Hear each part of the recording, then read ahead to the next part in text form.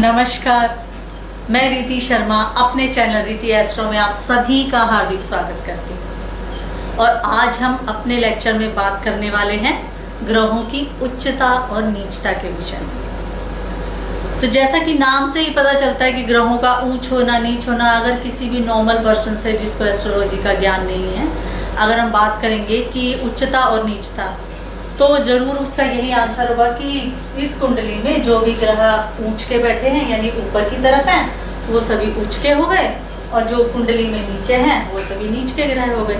लेकिन ऐसा नहीं है। आज हम पता लगाएंगे कि कुंडली में जो ग्रह किस राशि में बैठकर कोई ग्रह उच्च का हो जाता है और किस राशि में बैठकर कोई ग्रह अपनी उच्चता को खो देता है, अर्थात वो नीच का हो जाता है। तो आइए पहले बात करते हैं ग्रहों की उच्चता के बारे में। ये मैं आपको एक एग्जांपल से समझाती हूँ। जैसे मान लीजिए हमें भी जब हम छोटे थे तो जब गर्मियों की छुट्टियाँ हो गई तो हमें कहाँ जाना सबसे ज़्यादा पसंद था।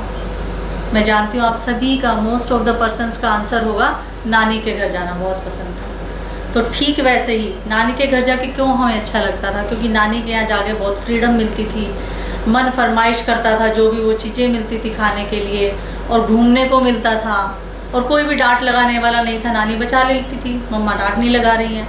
तो इसी तरह से जिस घर में जाकर कोई ग्रह ऐसा फील करता है कि हाँ यहाँ अगर मुझे बहुत अच्छा लग रहा है, आई एम सेटिस्फाइड, तो वो घर होता है उसके लिए उच्च का घर। यानी वो वहाँ सेटिस्फाइड फील करता है, उच्च का फील करता है और उच्च के रिजल्ट देता है। तो मेन तो हमें रिजल्ट से ही मतलब है, यानी उच्च के रिजल्ट मीन्स अच्छे रिजल्ट करता है। तो आइए जानते हैं। इस तरह से एक चार्ट बना लीजिए और इस तरह मेंशन करेंगे। वही 12 हाउस मैंने मेंशन किए, 1 2 3 4 5 6 इस तरह करके 12 तक। नेक्स्ट फर्स्ट नंबर में हमने लिखा है सन, यानी एक नंबर में सन जो है, सूर्य देव जो है, मेष राशि में आकर उच्च के हो जाते हैं, उच्चता को प्राप्त करते हैं, गुड रिजल्ट्स देते हैं। अपनी आपकी कुंडली में ये एक नंबर कहीं भी हो सकता है। ये तो मैंने एक एग्जाम्पल सेट किया है इजी वे बनाने के लिए कि 1 2 3 4 इस तरह से इजी सर्कल बनाया और आपको समझाने के लिए मैंने इस तरह से सेट किया। आपकी अपनी कुंडली में ये एक नंबर कहीं पर भी हो सकता है, यहाँ भी हो सकता है, यहाँ भी हो सकता है, या यहाँ भी पड़ा हो सकता है। लेकिन अगर उस एक नंबर के साथ सन लिखा है तो आप समझ लीजिए आपकी कुंडली में सन जो है वो उच्च के माने जाएंगे, यानी वो अच्छा रिजल्ट करने के लिए सक्षम हो जाएंगे। नेक्स्ट बात करेंगे सेकंड नंबर यानी वृषभ राशि। इसमें आकर मून और राहु दोनों उच्च के माने जाते हैं, यानी चंद्रदेव और राहुदेव दोनों उच्च के हो जाते हैं। थर्ड नंबर में भी राहु देव को उच्च का कंसिडर किया जाता है। ये मतभेद काफ़ी लंबे टाइम से चलता आ रहा है। कुछ विद्वानों का मानना है कि राहु देव सेकंड नंबर यानी वृषभ राशि में उच्च के होते हैं, कुछ का मानना है कि वो 3 नंबर यानी मिथुन राशि में उच्च के होते हैं, जबकि दोनों में हम इनको उच्च का ही कंसिडर अब करते हैं। तो क्योंकि राहु देव 2 नंबर यानी वृषभ राशि शुक्र की राशि, 3 नंबर यानी मिथुन राशि बुध देव की राशि है, इनके दोनों के अति मित्र बनते हैं, इसलिए दोनों में हम इनको उच्च का कंसिडर करेंगे। नेक्स्ट बात आती है फोर्थ हाउस। फोर्थ राशि बनती है कर्क। कर्क राशि में जाकर जुपिटर यानी हमारे गुरुदेव बृहस्पति देव उच्च के हो जाते हैं। 5 नंबर में कोई भी ग्रह उच्च का नहीं माना जाता। 6th नंबर ये राशि यानी वर्गो। वर्गो में हम मरकरी को उच्च का कंसीडर करते हैं, जो कि बुध देव की ही मूल त्रिकोण राशि है। अकेले बुध देव ही ऐसे हैं जो अपनी ही मूल त्रिकोण राशि में उच्च के कंसीडर किए जाते हैं।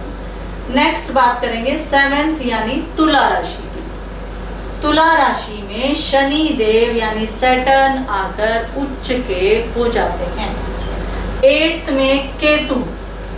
जब आपने कभी भी कुंडली में आप देखिएगा, अगर राहु देव यहाँ होंगे तो केतु उनके ठीक सामने होंगे। अगर राहु 1 नंबर में होगा तो केतु देव 7th में होंगे, राहु 4th में तो केतु 10th में, यानी इन दोनों का आमने सामने के एक्सिस पर होना निश्चित है। दूसरी बात, जितनी डिग्री राहु की होगी वही सेम डिग्री का हमें केतु मिलेगा। अब इसी तरह से अगर 2 नंबर में राहु उच्च के होते हैं तो यहाँ 8 नंबर में केतु उच्च के माने जाएंगे। अगर 3 नंबर में राहु उच्च के बनते हैं तो 9 नंबर में केतु उच्च के होंगे। नेक्स्ट बात करेंगे मार्स यानी मंगल देव, जो कि 10 नंबर यानी मकर राशि, जो कि शनि देव की साधारण राशि है, उसमें उच्च के माने जाते हैं।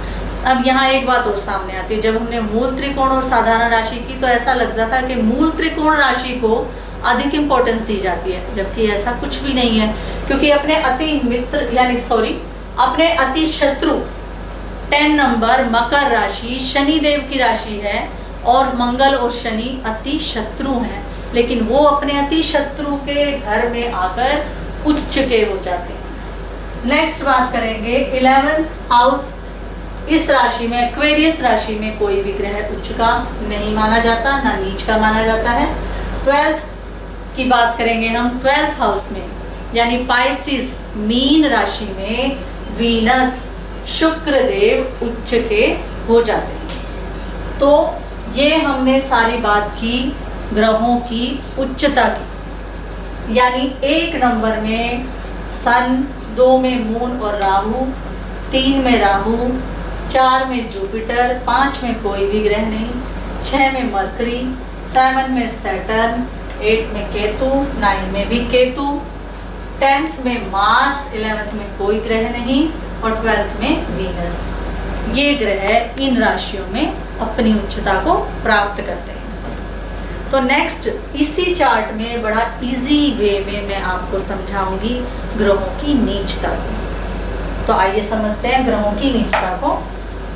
तो सबसे पहले देखेंगे ग्रह जो हैं वो सब यूं के यूं रहेंगे। प्लैनेट्स को हम रब नहीं करेंगे, जस्ट मैं ये नंबर्स रब कर दूंगी और यहाँ 7 से स्टार्ट कर दूंगी। तो ये हमने नंबर को चेंज कर दिया है, जस्ट नंबर चेंज हुए हैं, प्लैनेट्स को चेंज नहीं किया गया है, प्लैनेट्स वही की वही हैं। नंबर 7 से स्टार्ट हो गया, 7, 8, 9, 10, 11, 12, 1, 2, 3, 4, 5 और 6।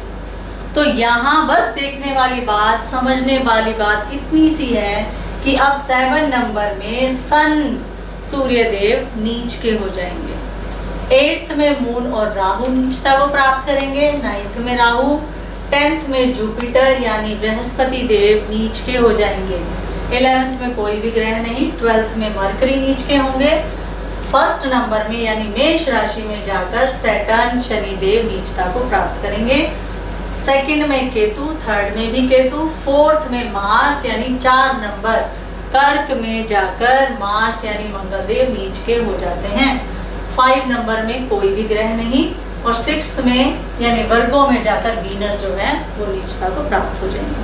तो अब हमने समझा ग्रहों की उच्चता और ग्रहों की नीचता को, और मैं समझती हूँ आपको बहुत अच्छे से समझ में भी आ गया होगा, और मैं जानती हूँ आप सभी अब वेट कर रहे होंगे आज के टिप ऑफ द वीडियो का। तो ठीक है, आइए जानते हैं आज का टिप ऑफ द वीडियो क्या है। नोट कीजिए, बच्चों का पढ़ाई में मन नहीं लगता।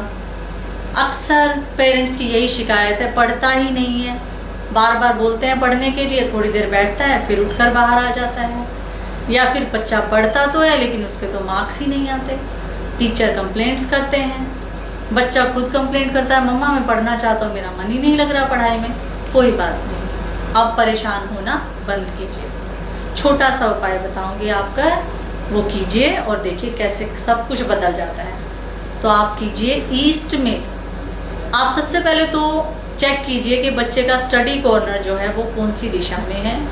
आपका बैठने का जो बच्चे का स्थान है, वो जो पढ़ता है तो उसका मुख कौन सी दिशा में होता है।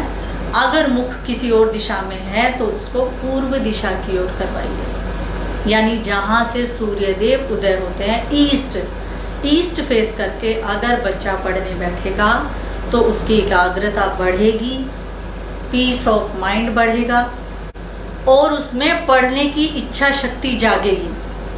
उसका कंसंट्रेशन ऑफ माइंड जो है वो डेवलप होगा, इंक्रीज होगा और पढ़ने की लगन पैदा हो जाएगी। बस पढ़ने की लगन आ गई, पढ़ेगा भी अच्छे से, नंबर भी अच्छे आएंगे, तो हो गई सारी परेशानियां दूर।